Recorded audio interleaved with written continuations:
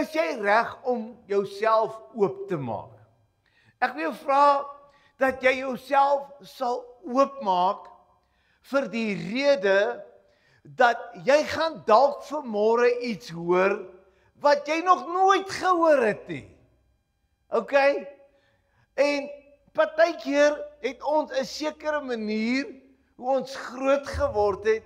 Is dit 'n sekere goed waaraan ons vashou soos wat ons groot geword het en ons dink ons het die regte ding weet. Maar as jy mooi die Bybel ondersoek, dan sien jy maar, hoor, hier staan dalk iets anderste wat ek nie ken nie.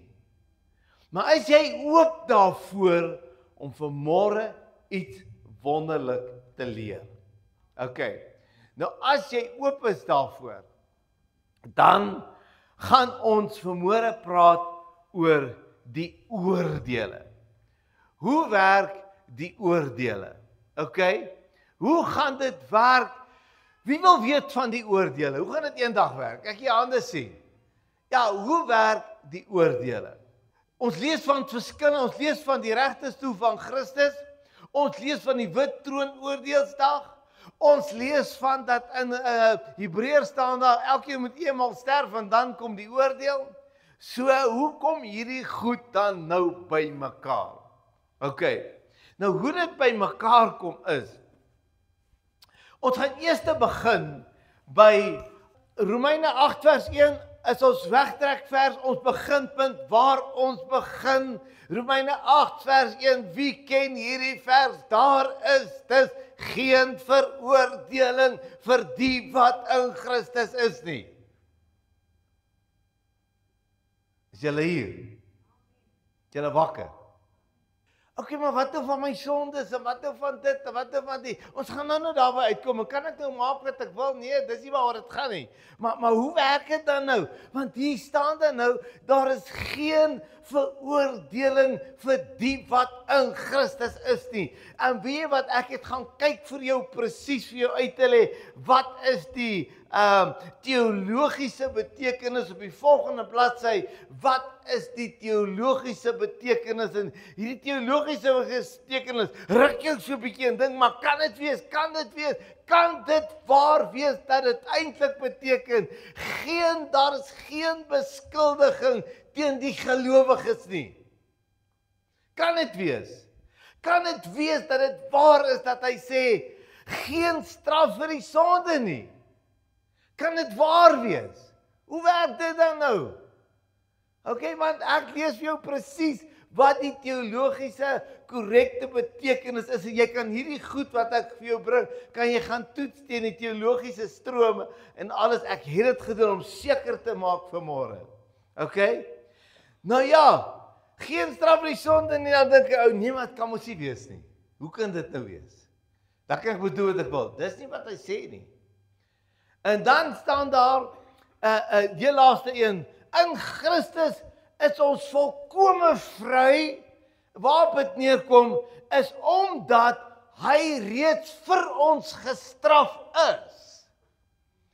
Nou is daar argument van hoekom wil ons gestraf word as hy dan nou reeds vir ons gestraf is. OK? Maar dan gaan ons na die volgende bladsy toe, kan ek vir julle bevestig, is daar nog 'n vers wat so iets sê, of is dit die enigste vers?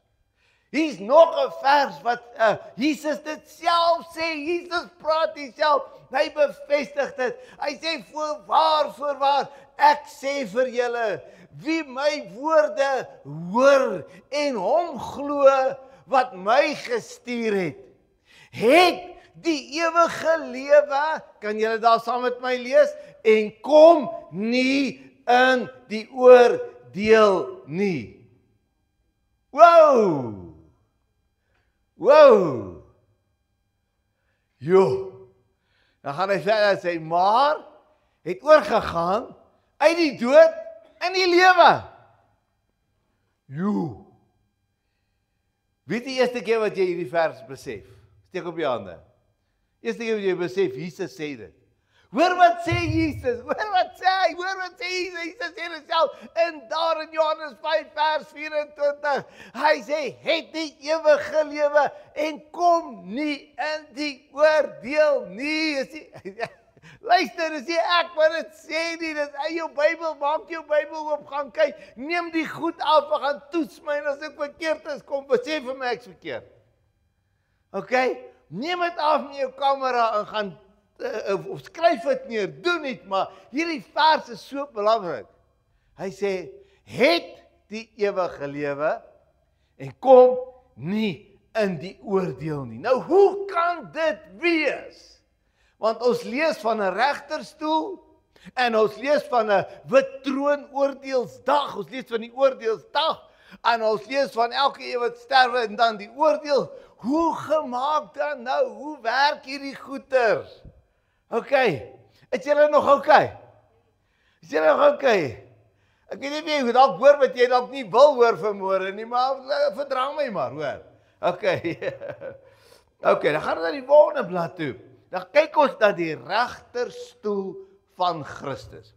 Hoe werk hierdie regterstoel van Christus? Nou kom ons lees dit. Jy kry van die regterstoel van Christus in 2 Korintiërs 5 vers 10, waarin so mooi sê. Hy sê, want ons almal, ek wil net daai almal verklaar, dat almal weet van wie ek praat, van wie hy praat. Paulus skryf hierdie brief nie aan die heidene nie, nie aan die wêreld nie. Paulus skryf hierdie brief aan die Christene.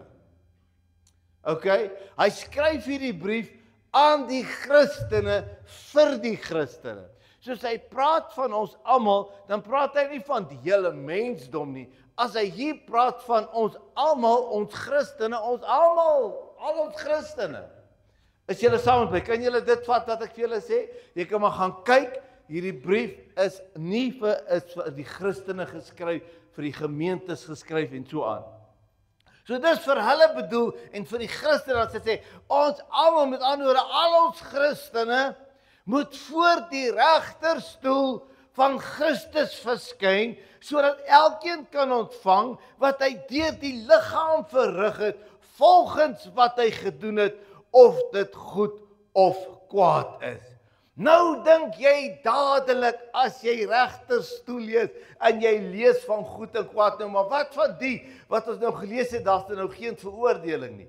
Hoe kom dit nou by mekaar? Okay, nou ons gaan daarna kyk, hoe kom dit by mekaar? Maar iets baie interessant. Man, ek moet myself keer, ek moet die ding so stelselmatig vat. Die regterstoel van Christus op die volgende bladsy, as jy sien, daar's 3 plekke in die Bybel wat verwys na die regterstoel van Christus. Okay? Dis in 2 Korintiërs 5 vers 10, in Romeine, wat ons klaar gelees het, is 2 Korintiërs 5 vers 10, en dan in Romeine 14 vers 10, en dan in 1 Korintiërs 3 vers, hiervan af vers 10 tot 15. Okay, alright, daar kan jy lees, al 3 daai verse het te doen met die oordeel, met die regterstoel van Christus. Nie die oordeelsdag nie, maar met die regterstoel van Christus. Soos jy wil weet, waar staan dit van die regterstoel van Christus? Daar staan dit. Die een sê nie direk die regterstoel van Christus nie, maar alles wat daar gebeur, wys dit gaan oor daai dag. Okay. Nou as jy sien daar onder staan 'n snaakse woord, bema. Bema, en jy sal sien langs hom staan nie oordeel nie, maar beoordeel. Jy sien al 3 hierdie plekke in die Bybel en net hierdie 3 plekke, nie ander veroordelings nie, net hierdie plek, net by die regterstoel van Christus, is die Griekse woord bema. Nou gaan ons kyk, al 3 hierdie verse wys na die bema beoordeling. Nou kom ons kyk daarna. Alright, die volgende bladsy. Wat beteken hierdie bema beoordeling wat by die regterstoel van Christus geld? Die Griekse woord vir regterstoel van Christus, nou daar sien jy tot die Griekse letters, is Bema. Net die regterstoel van Christus het hierdie benaming. Die rede daarvoor is, dit stel eintlik voor 'n verhoogde platform waar beoordelaars sit om te beloon. Okay? En dit kom hoekom Paulus dit daar gebruik is, dit kom van die Griekse en Romeinse spelers, die atlete, wat as hulle daar deelgeneem het, dan was daar mos nou beoordelaars. Dink nou self vandag met die atletiek, daar's beoordelaars wat die pryse gee. Hallo? Julle saam met my? By Olimpiese spele is daar beoordelaars wat pryse gee. By waar ook al is daar, hulle gee pryse, hulle veroordeel nie, maar hulle deel uit wie kry die prys. Is julle saam met my? Alright. Nou, dis daai woord kom van daar af. En daai woord geld vir die regterstoel van Christus. Daarom, luister mooi, daarom, die doel van dan die Bema beoordeling, is, soos dat hierdie blad sê, is nie vir veroordeling of vir straf nie, maar vir evaluering, rekenskap en beloning. Jesus het reeds die volle prys vir die sonde betaal. Jy word nie hier gestraf nie, jy word hier beloon en jou rekenskap, ja, jy gee rekenskap wat jy gedoen het en jy word geëvalueer en jy word beloon. Met ander woorde, as ons lees van regterstoel, dan dink ons klaar 'n hof met 'n regter wat op 'n regterstoel sit. Dis reg. Maar hoe dit hier bedoel word, is eintlik beoordelaars. Nou weet jy wat, dis nou wat die Afrikaans ons dalk 'n bietjie kan de mekaar maak. Want in Engels, as daar 'n kompetisie is, ons is besig om American Idols te kyk. Ek love sulke talentkompetisies. En dan praat hulle van the judges have decided. Het julle al gehoor? 'n Judge, en met ander woorde, die regters het besluit, maar dit klink nie reg in Afrikaans nie. In Afrikaans is dit die beoordelaars. As daar 'n boksgeveg is, dan sê hulle, judge number 1, soveel punte, judge number 2, soveel punte, judge number 3. In Afrikaans sê ons, beoordelaar nommer 1. Ons sê nie die regter, die boksregter, nie, ons praat van beoordelaars. Jy is saam met my? So dis waar die ding 'n bietjie partykeer ons te mekaar maak. En dieselfde met daai regterstoel, wat ons dink aan 'n regter, dis 'n beoordeling, is beoordelaar.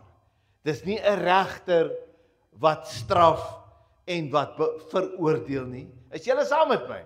Verstaan julle wat ek sover vir julle probeer sê? Ek wil hê julle moet by my bly, want jy gaan iets baie leer. Baie min mense besef hierdie, dat daai regterstoel van Christus beteken Bema, wat nie veroordeling of 'n straf vir die sonde is nie, maar evaluering, rekenskap en beloning.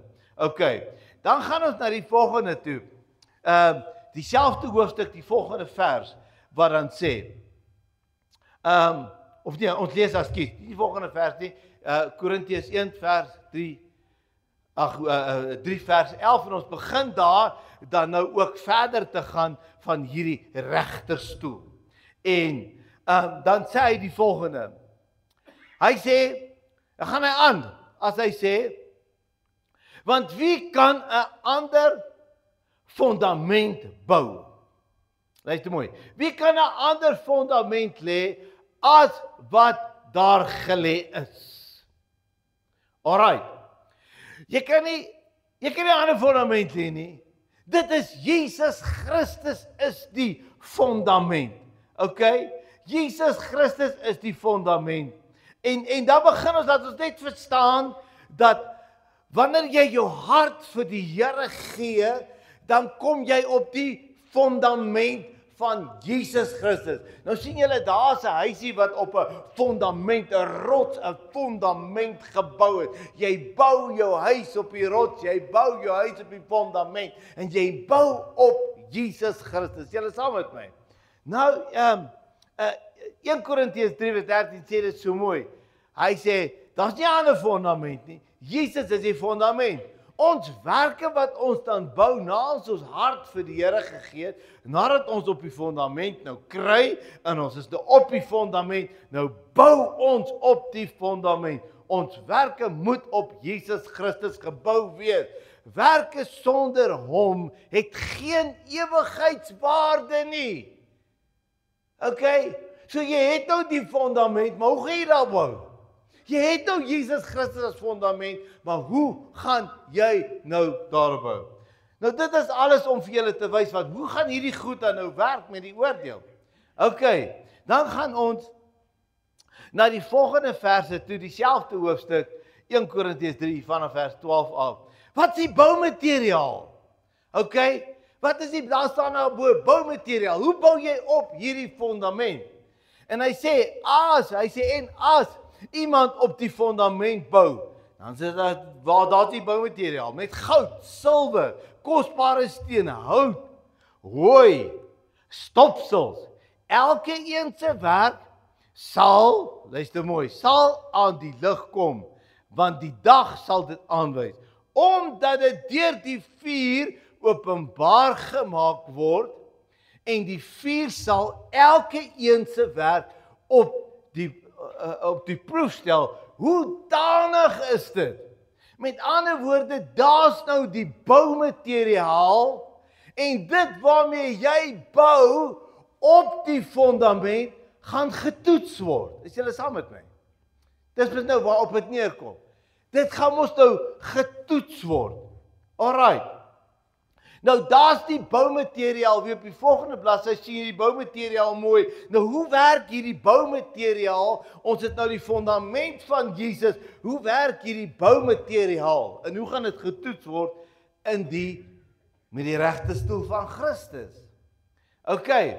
Nommer 1, goud, silwer, kosbare stene. Dit is van ewigheidswaarde. Die vuur gaan daaroor gaan en dis wat gaan oorbly van jou is die ewigheidswaarde. Die vuur gaan dit toets. Jesus ons gaan nou oor dit praat. Jesus se toetsing, sy evaluering gaan soos 'n vuur wees wat daar deurbrand en net die ewigheidswaarde gaan bly staan. En die ewigheidswaarde simboliseer liefde as 'n ewigheidswaarde steen, bediening, geloofsdade, getrouheid, gehoorsaamheid ensovoort as geloofsdade. Luister, is ewigheidswaarde. Dis die stene wat jy nodig het om mee te bou op die fondament. As jy nou opgeklim het, is dit die stene wat jy, want dis die stene wat gaan hou. Want as daar ander materiaal is jou keuse waarmee jy wil bou, jy kan besluit nie, ek gaan met hout bou, ek gaan met hooi bou, ek gaan met stopsels bou. Maar ongelukkig is dit van geen ewigheidswaarde nie. En as daai vuur van die Here Jesus op sy met sy dag wat hy gaan hê, luister mooi, met daai dag, as dit jou tref, luister mooi, dan gaan dit nie staan nie, want die hout en die hooi, die stopsel staan vir selfsug, afguns, eie eer, ongehoorsaamheid, sonde, goed wat jy net nou die fondasie, maar nou bou jy met hierdie goed, dit gaan nie hou nie, dis hoekom jy nie kan maak wat jy wil nie. Hallo, julle saam met my? Okay? Dis die regterstoel van Christus gaan dit gebeur. Dit gaan getoets word wat hou en wat hou nie. Is julle nog saam met my? Dan gaan ons na die volgende blaai toe, dan lees hy verder. Hy sê, en dit is die beoordeling dan van hoe jy gebou het, van die werk. As hy sê in vers 14 en 15, hy sê, as iemand se werk bly staan, wat hy daarop gebou het, sal hy loon ontvang. Is julle saam met my? Die ewigheidswaarde goed wat gehou het, jy sal loon ontvang. Maar, luister mooi, as iemand se werk verbrand word, in die toetsing van die kwaliteit van die werk, as dit verbrand word, sal hy skade ly. Dan sê hy in die Bybel, alhoewel hy self gered sal word, maar soos deur die vuur heen. Is julle saam met my? So dit waarmee jy bou, jy gee jou hart vir die Here, jy's 'n Christen, jy kom op die fondament, hoe bou jy? Hoe bou jy? Jy kan gered bly, maar dit gaan getoets word. Is jy saam met my? Alright, dan gaan ons nou, met ander woorde, wat hy eintlik sê is, daar is presies wat Bema oordeel is. Jy kan maar gaan na die blaai, is reg. Jy kan, dit is presies wat die Bema beoordeling is. Nie veroordeling nie, maar beoordeling. Dis evaluering en rekenskap van gelowiges se dade. Okay? Is toekenning van belonings. Ja, die belonings word toegeken. Dis nie veroordeling of straf nie. Okay? Jy kan skade ly, soos wat ons gewys het. Jy kan skade ly deur verlies van beloning, maar bly steeds gered.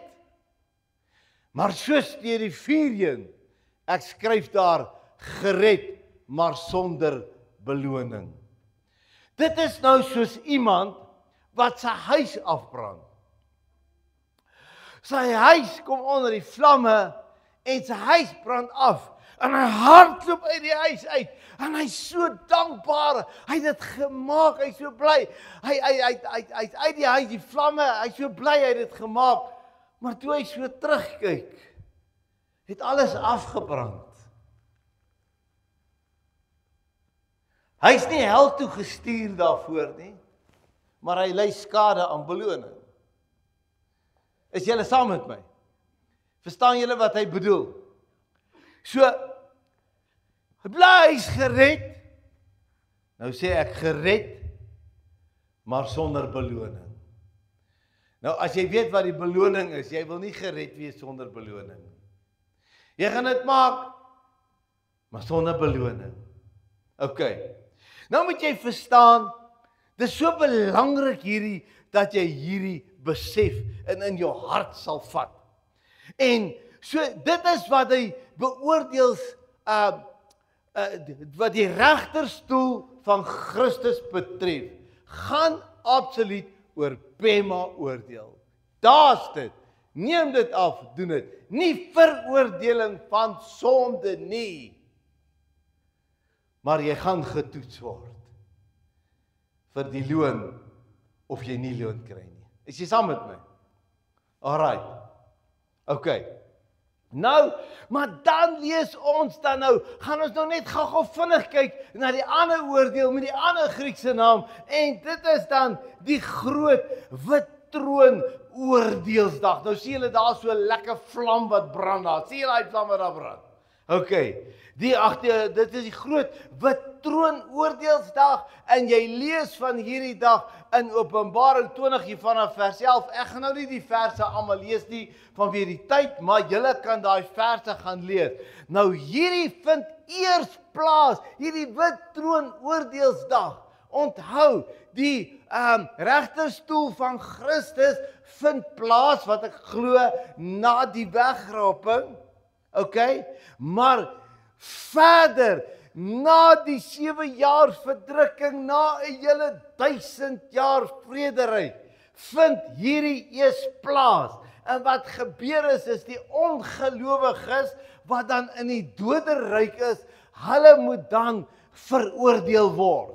Okay, nou hulle is ongelowiges en weet jy wat is erg? Ek sê altyd, nou wag hulle al die pad daar in die doderyk en as jy gaan kyk wat is die korrekte benaming en alles vir doderyk, is die doderyk eintlik op hierdie stadium waar ons sit, is die doderyk die hel, is soos die hel, is 'n deel van die hel. Okay, hulle ervaar pyn elke dag, dis 'n geskree elke dag, dis is mart, dis iets vreeslik daarso. Maar ek wil nie nou daarop ingaan nie. Maar hulle wag daar vir 1000 jaar nog plus, en dan word hulle finale oordeel, en dit is die finale oordeel van die ongelowiges. Dis nou die oordeelsdag waarvan almal praat, ons gaan oor die oordeeldag staan. Ons gaan nie daar geoordeel word nie. Ons word beoordeel deur Jesus Christus se regterstoel wat eintlik beoordeel is en nie veroordeel is. Julle saam met my? Ja, julle kan vir die Here lekker lof gee vir daai ene jongie. Dis 'n lekker ene hoor. Dis 'n lekker ene daai hoor. Alright. Okay.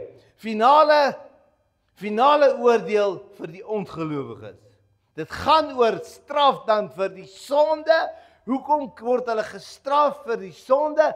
Omdat hulle nie op die fondament van Jesus Christus is nie. Jy moet op die fondament wees. Nou geld dit wat Jesus vir hulle aan die kruis gedoen het nie. En hulle is blootgelê en hulle gaan gestraf word, en die uitbestemming daar van hierdie mense, en ons weet in hierdie oordeel is dit die ongelowiges, en hoekom ek ook so sê, 'n bewys dat dit vir die ongelowiges, dis almal wie se name nie in die boek van die lewe is nie, wat daar geoordeel word. Dis nie iemand anders wat geoordeel word nie, net hulle wie se name nie in die boek van die lewe is nie, is die ongelowiges. Okay. Alright. Luister mooi. 'n Eindbestemming is dan die poel van vuur, en daar's 'n lekker vlam wat daar brand. Okay, die poel, en dis hulle destinasie. Dis hulle finale straf. En om weer te bewys dat dit anderste is as die regterstoel van Christus, is die Griekse naam daar krino. As ek dit reg uitspreek, daar is tot die Griekse woord presies hoe hulle omskryf ook, en daai woord is direk oordeel, veroordeel, straf. Okay? Maar kan jy die kontras sien tussen tussen die regterstoel van Christus, oordeel van beoordeling, en nie van straf nie, maar van beloning, waar hierdie een is duidelik volgens die Griekse woord heeltemal anders in kontraks moet bring, maar om te oordeel en te straf. Is julle nog saam met my? Is julle okay? Is julle okay? Het julle ietsie geleer sover? Alright, luister mooi. Nou weet jy wat? Nou wil ek vir jou die vraag vra. En dit is die volgende vraag. As hy opkom, daar sal jy nou sien. Verstaan jy dit? Daar is dus dan nou geen veroordeling vir die wat in Christus is nie. En ek dink jy moet die Here dan lof gee hiervoor. Dis wat ek het vir jou gelees uit die Bybel uit. Dis wat die kruis vir jou gedoen het. Dis wat Jesus vir jou gedoen het. As jy op daai fondasie is, gaan jy nie geoordeel word nie, maar jy gaan beoordeel word van hoe jy gebou het, en of dit wat jy gebou het gaan staan of weggeblaas gaan word. Jy saam met my? Okay? Alright. Jy gaan dalk loon mis, hoor, of jy gaan dalk gered, maar sonder beloning wees. En dan kom ek by die laaste 2 punte, en ek wil amper klaar maak. Die volgende punt is, dat ek jou dan vra, baie mooi, die belangrikste ooit wat jy moet doen, en wat jy moet weet, om gered te wees, jy moet op die fondament fondament van Jesus Christus wees, wat hy vir jou aan die kruis gedoen het, sy genade en sy redding, jou lewe vir hom gegee het, jou hart vir hom gegee het, en op die fondament geklim het, man. Jy moet op die fondament wees, as jy nie geoordeel wil word nie.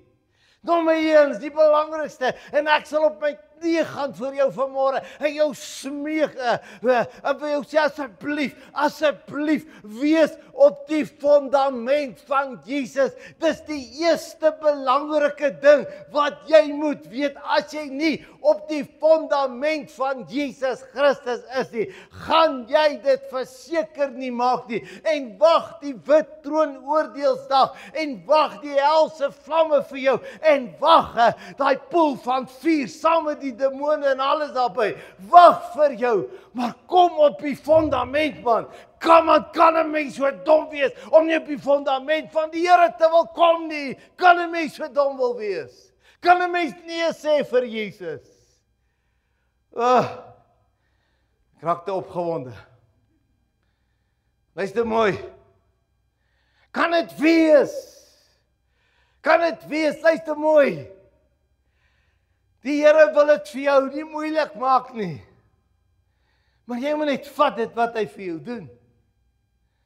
Klim op die fondament.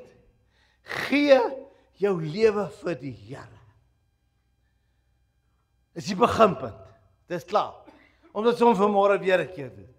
En dan die heel laaste wat ek vir jou sê is, as jy nou die fondament en die tweede en die belangrikste ding is, bou op die fondament van Jesus Christus met ewigheidswaarde. Nie met goed wat gaan vergaan nie. Nie met goed wat die ewigheidswaarde het nie. Nie met die eie ek nie. Met die selfsugge, met sonde en leuns en al die goed wat gaan eenvoudig weggevee gaan word. Bou op hierdie fondament van Jesus. Want jy moet verstaan, daar is 'n loon. Daar is 'n kroon van geregtigheid. Daar's 'n kroon van getrouheid. Daar's krone wat vir jou wag. Maar bou met ewigheidssteen.